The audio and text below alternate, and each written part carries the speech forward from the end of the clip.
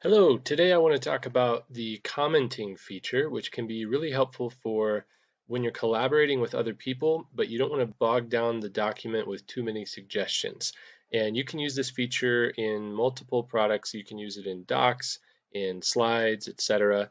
But I use it most often in Docs. It's a good way to give feedback to students without cluttering up the paper, or to work with other people and add ideas without messing with the formatting.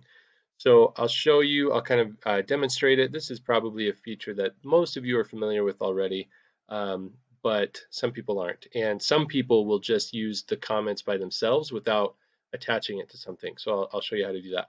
A lot of people will just use a comment like this. They'll just click this, or they'll use the key command, the shortcut Control Alt M, and they'll just use it for wherever their cursor happens to be at the time. The cursor is the little, it's like your mouse on the screen.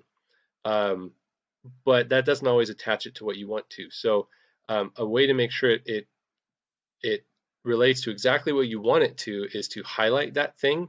So you can highlight that word. You can even highlight an individual letter or a couple of letters. And let's say I want to talk about this section. So I can highlight it. Now, as soon as I highlight it, this little bubble pops up on the right hand side and it says add a comment. By the way, if you're ever not sure what something does, try hovering over it with your cursor and it might tell you.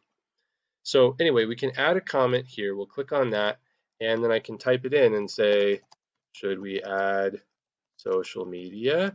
Question mark. And then I can comment.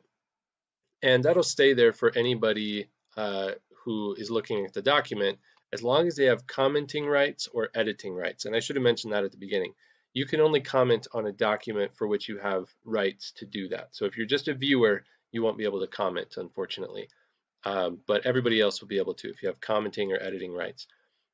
So you can check that and say this is resolved and then it goes away. Or if you're the person who wrote it, you can edit it or delete it.